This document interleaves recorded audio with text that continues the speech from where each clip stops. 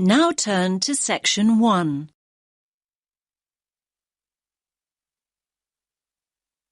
You will hear a woman phoning about her membership of a carpool, a type of car-sharing organisation. First, you have some time to look at questions 1 to 4.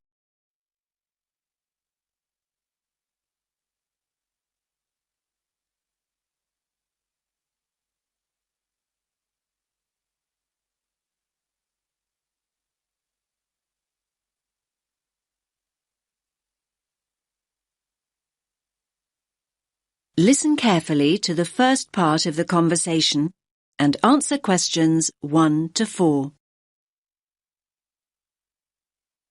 Hello, your carpool. How can I help? Oh, hello. Look, I used one of the cars earlier and I want to complain. I'm not one to make a fuss usually, but this isn't the first time there's been a problem. I'm getting fed up with it. I'm sorry to hear that. Can I take your membership number first? Yes, it's 520016. 520016. Is that Julie speaking? Yes, Julie Gold. Hi, Julie. Now, let me just check your booking. Your complaint's about the most recent booking, is it? Well, yes, this complaint is. But like I say, it's not the first. OK. So that was the Fiat. Registration number YPT723S in City Street this morning at 10:30? Yes, that's it. But no, I think it was the car in Baker Road. My records say City Street. That's the grey Fiat. Oh, yes, Baker Road was yesterday. And that booking was fine? Well, yes, that one was. Good. So what exactly was the problem today, then? Now you have some time to look at questions 5 to 10.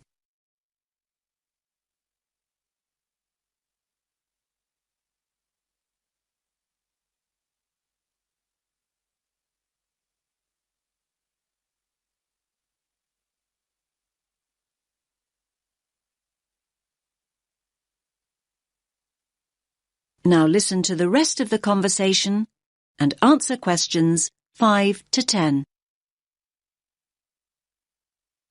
OK, I went to pick the car up and it wasn't in the parking bay.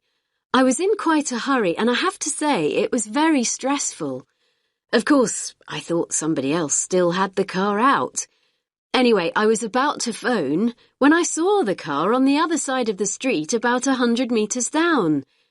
Can't you make it clear to users that they have to park the cars back in the bays? Well, yes, we do. If I had to guess, I'd say that the previous user left it there because the bay was occupied. We'll phone to check and find out, but that's the most likely explanation. But people aren't supposed to be occupying the parking bays, are they? Well, no, but they do. They usually think it's okay to park for a few minutes. Well, in that case, shouldn't members wait until somebody comes back to get their vehicle? I mean, in that situation, I always hoot and keep on hooting to alert the car owner to the fact I'm there and that I expect them to move. It usually takes only a few minutes. I wish people would show a little more patience. As I say, I'll phone and... There are other things I want to discuss. When I did eventually get to the car, I was shocked at how filthy it was, both inside and out. The wheels and the bottom of the vehicle were covered in mud. Inside, the carpets were muddy too, and the back seat covered in dog hair. It's pretty obvious that the last user had driven out to the country to take his dogs out walking. Can't there be some rules about what people can and can't use the cars for? I hear what you're saying, Julie. I think this is a fair point, and I'm very sorry. I certainly will call the previous user to take this up. And make sure that the cars are given a decent valeting every so often. Right, one more thing. Once I'd dusted off the seat and found the keys, I expected them to be left under a seat or in the door compartment, I finally started up the engine. I was dismayed to see how low the fuel gauge was. This has been the case before, and it's really annoying. I thought the membership regulations state quite clearly that it's the driver's responsibility to fill up when the gauge goes below the quarter full mark. Am I right? Yes, that is what we say.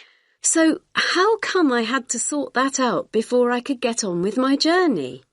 Look, I think all things considered, we'll compensate you for your experience today. How does that sound, Julie? Are you going to scrap the payment for today's booking? Well, I could do that, but now the booking's on the system, it's complicated. I'd rather offer you complimentary hours. Today's booking was for 4 hours, so we'll say you have 4 hours of uncharged usage taken off your next bill. But what if my next booking is for less than 4 hours? Don't worry. The booking will not be charged and the remaining amount will automatically go forward to the booking after that. All you have to do is key free hours into the comments option when you make the booking online. OK. I guess I should say thank you, but I'm still very cross. That is the end of section 1. You now have half a minute to check your answers.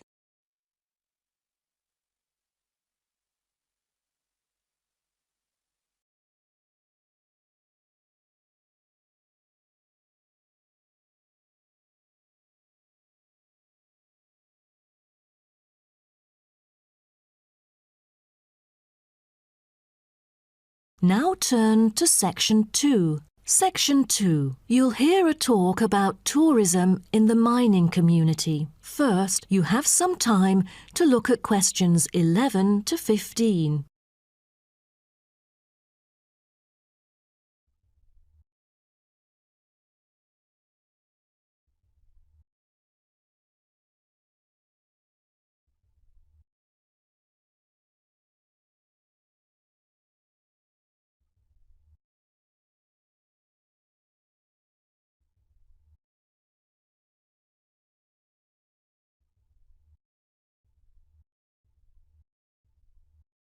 Now listen carefully and answer questions 11 to 15.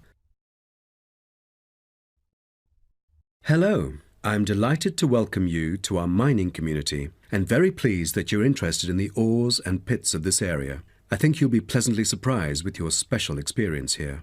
Now, let me start by giving you some warnings on safety rules and regulations. Rule number 1, always wear safety equipment.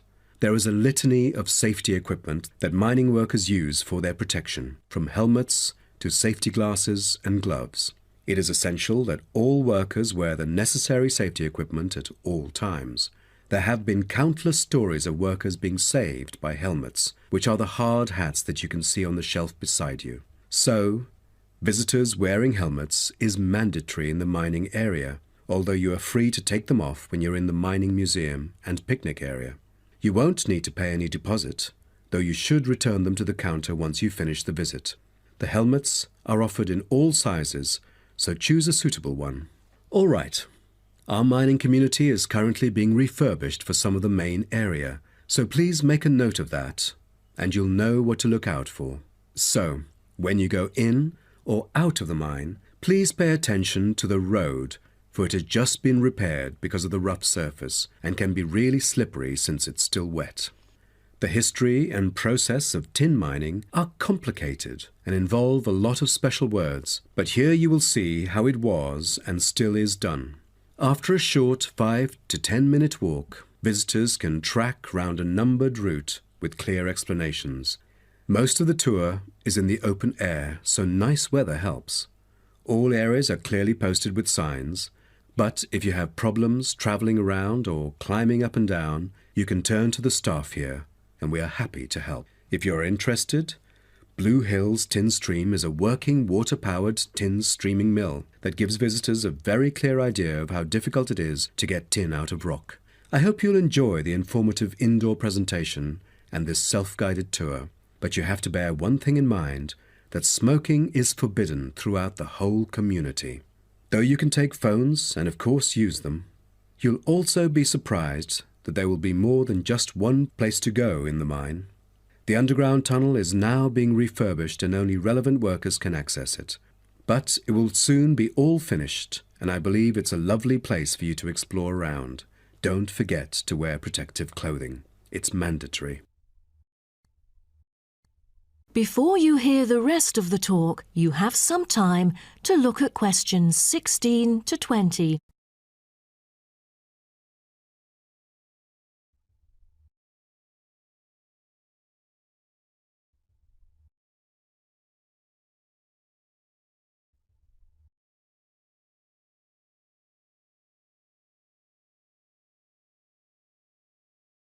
Now listen and answer questions 16 to 20. Now, let's start by seeing where you can go. As you can see on our map in the brochure I've given you, we are here at the reception block. We have a famous mill which is used for making and processing materials such as steel and coal. To visit it, just go straight ahead, north, along the path in front of you, and you'll find it at the end of the path. Now, towards the east, go along the path from our starting point. Turn left to the corner and then turn right. There is a car park at the east end of the lane. To the west, there is a museum. Past the shop, around the crossroads, and it is just located at the west end of the road. And by the way, the shop is specialized in selling a variety of ore-related souvenirs, including key rings, postcards, tin-made Lewis chessmen, and even Roman soldiers which are made from beautiful pyrite. If you are interested in the laboratory where scientific experiments, analyses and research are carried out, it is situated at the southern part of the park, opposite the shop. I bet you'll be happy to hear that this laboratory is also used for gold and crystal refinement, so don't miss this one for the sake of it. I assume by this time you'll all need some rest and refreshment. So we have an excellent cafe which caters for delicious food and beverages at the other side of the road next to the shop. Of course, if you want to spend some time in the fresh air, we have a perfect picnic area which is just right and northeast of the reception block. Further east, there is a path leading to the northern part of the park, and at the end of it is the toilet. Now, most of the visitors would choose to use the mailbox and send the beautiful postcards to their friends. To reach it, just... That is the end of section 2. You now have half a minute to check your answers.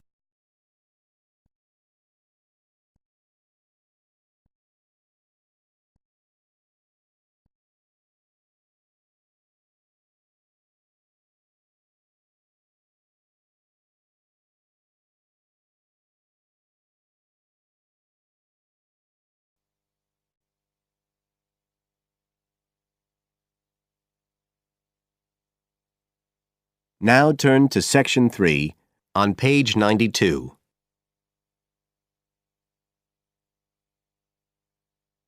Section 3. You will hear two students, Sharon and Zhao Li, talking to their tutor about a presentation they gave the previous week. First, you have some time to look at questions 21 to 23 on page 92.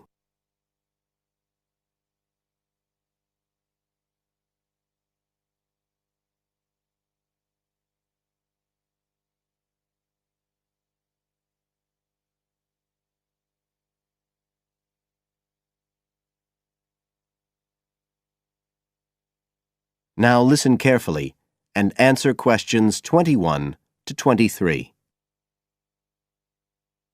So, Sharon and Zhao Li, in your presentation last week, you were talking about the digital divide, the gap between those who can effectively use communication tools, such as the internet, and those who can't. And you compared the situation here in Northern Ireland with Southeast China. Right, so I asked you to do some self-evaluation, watching the video of your presentation and thinking about the three main criteria you're assessed by: content, structure and technique. What do you think was the strongest feature of the presentation when you watched it? Sharon? Well, I was surprised actually because I felt quite nervous. But when I watched the video, it didn't show as much as I expected. So which of the criteria would that come under? Confidence? That's not actually one of the criteria as such. Zhao Li? Technique? It's body language and eye contact, isn't it? Well, I didn't think I looked all that confident, but I think that our technique was generally good, like the way we designed and used the PowerPoint slides. So you both feel happiest about that side of the presentation? Yeah. OK, now on the negative side, what would you change if you could do it again? Well, at first I'd thought that the introduction was going to be the problem, but actually I think that was okay. We defined our terms and identified key issues. It was more towards the end. The conclusion wasn't too bad, but the problem was the questions. We hadn't really expected there'd be any, so we hadn't thought about them that much. OK, anything else? Well, like Zhao Li says, I thought the conclusion was okay, but when I watched us on the video, I thought the section on solutions seemed rather weak. Can you think why? Well, we explained what people are doing about the digital divide in China and Northern Ireland, but I suppose we didn't really evaluate any of the projects or ideas. It was just a list, and that was what people were asking us about at the end mostly. You now have some time to look at questions 24 to 30 on page 93.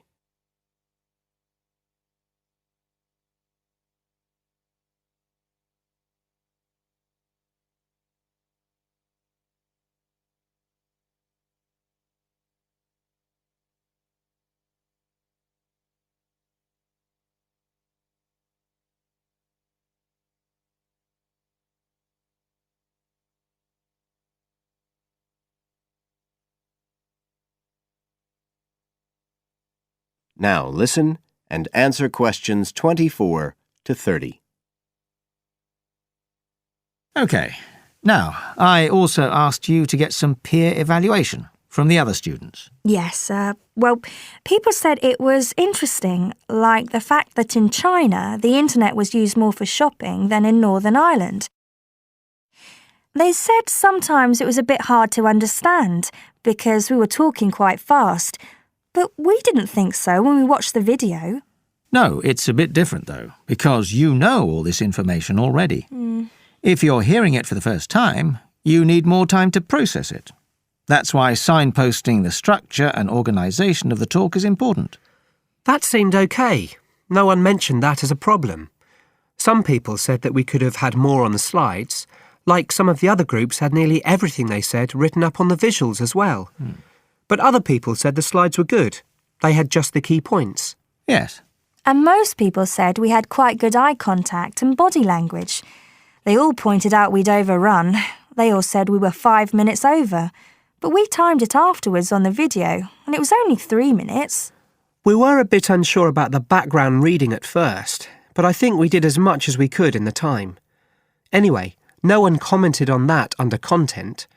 But one thing that did come out was that they liked the fact we'd done research on both Northern Ireland and China. Most other people had just based their research on one country. We managed to get quite a lot of data from the internet, although we had to do our own analysis, and we did our own surveys as well in both countries. So the class gave us best feedback for content, but it was all okay. Right. Well, that's quite similar to the feedback I'm giving you. I was very impressed by the amount of work you'd done and by your research methodology. So, actually, I'm giving you full marks for content. 5. The structure of the presentation was good, but not quite as good as the content. So, I gave that 4. And the same for technique. So, well done. Thank you. Now, the next stage is to write up your report. So, just a few pointers for you here. First of all, in your presentation, I think your ending was rather abrupt. You suddenly just stopped talking. Yeah. It wasn't a big problem, but think about your closing sentences in your report. You want to round it off well. One thing I forgot to mention earlier was that I felt a very strong point was that after you'd given your results, you explained their limitations. The fact that we didn't have a very reliable sample in terms of age in China. Yes, that section. so don't forget to include that. And you had some excellent charts and diagrams, but maybe you could flesh out the literature review a bit. I can give you some ideas for that later on if you want. OK, is there anything else you want to ask? No, thank you. Thanks. That is the end of Section 3. You now have half a minute to check your answers.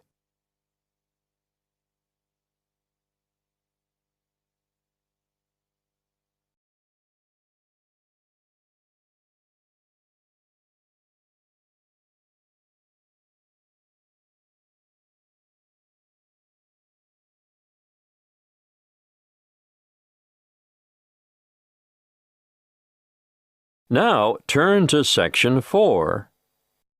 Section 4.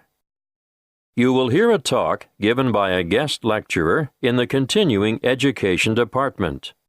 First, you have some time to look at questions 31 to 40.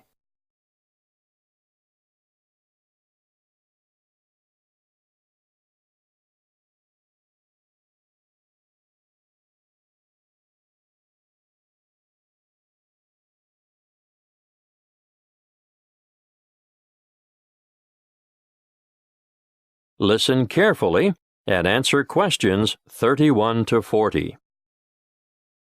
Good evening. I'd like to thank the Continuing Education Department for hosting this series of lectures on people behind the names you thought were fiction. Welcome to this talk on the Grand Old Duke of York. I'm sure you're all familiar with the old nursery rhyme. The Grand Old Duke of York, he had 10,000 men. He marched them up to the top of the hill, and he marched them down again, and so on. But did you know that the Duke of York, immortalised in this popular song, was actually Frederick Augustus, second son of King George III of England and Queen Charlotte? He achieved fame in this way because of the humiliation he suffered at the hands of the French during the Revolutionary Wars at the end of the 18th century. Frederick was born on the 16th of August, 1763, and from the age of 17 he had been trained as a soldier. When war broke out between England and France in 1793, his father, the king, insisted that he should command the British contingent that was being dispatched to Flanders to cooperate with the Austrians and the Dutch. The Duke was a brave soldier, but remember he was only 30 at the time. Not only was he young, but he was also inexperienced in battle, and was unable to cope with the enthusiastic French Revolutionary Army. He was let down by his allies too, and in spite of the arrival of 10,000 fresh troops from England, his campaigns were a disaster. He was driven out of Dunkirk in September 1793, Flanders in May 1794, and Belgium in July 1794. Finally, during the winter of 1794 to 1795, his army retreated to the border of Hanover, and, with his unsuccessful campaigns over, the Duke returned to England. It was after this military fiasco that the Duke of York came to be, rather unkindly, satirized in song. Would you believe, despite all this, King George III arranged his son's promotion to the position of Commander-in-Chief of the army in 1798, and in the following year he was appointed to command an army sent to invade Holland. Again he was unsuccessful, and this confirmed the general opinion that he was not capable of commanding an army in the field. Nevertheless, the rhyme is a bit cruel and harsh, because it doesn't take into account the nature of the soldiers who served with Frederick. All the blame for lack of success should not have been attached to the Duke alone, because the army he had under his command was made up from what is commonly described as the scum of the earth. This is a somewhat offensive term, used to refer to a group of people regarded as despicable and worthless. Who were they, these ordinary soldiers? Well, they were mostly vicious, brutal ex-convicts, or raw recruits, and elderly men. The officers who commanded them were all untrained as military men. In fact, They were anybody who could afford to buy a commission. But here's the really great thing that, unfortunately, the Duke of York is not remembered for. He realised that this was a hopeless kind of army, and he set about improving conditions in order to recruit higher quality soldiers. He introduced padres. Are you familiar with the term? No? Well, let me explain. You see, members of the British Armed Forces are generally Christians of one denomination or another, and a padre is a Christian cleric or chaplain who ministers to the soldiers and attends to their spiritual needs, without belonging to any particular grouping within the Christian faith. Now, where was I?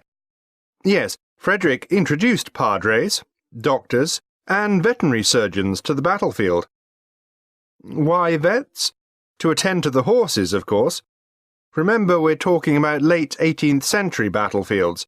He was also the founder of the Royal Military College for the training of officers at Sandhurst. Yes, the very same one where the princes and other members of the royal family receive their military training today. Frederick also founded the Duke of York's School in London for sons of soldiers killed in battle. His name is perhaps better commemorated by this school in Chelsea than by the column that stands at the top of Waterloo Steps in St James's Park. In 1807, the Duke was involved in a scandal with a woman, and as a result resigned as Commander-in-Chief.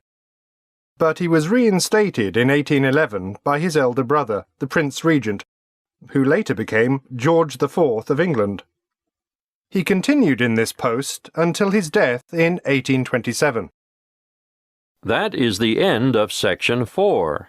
You now have half a minute to check your answers.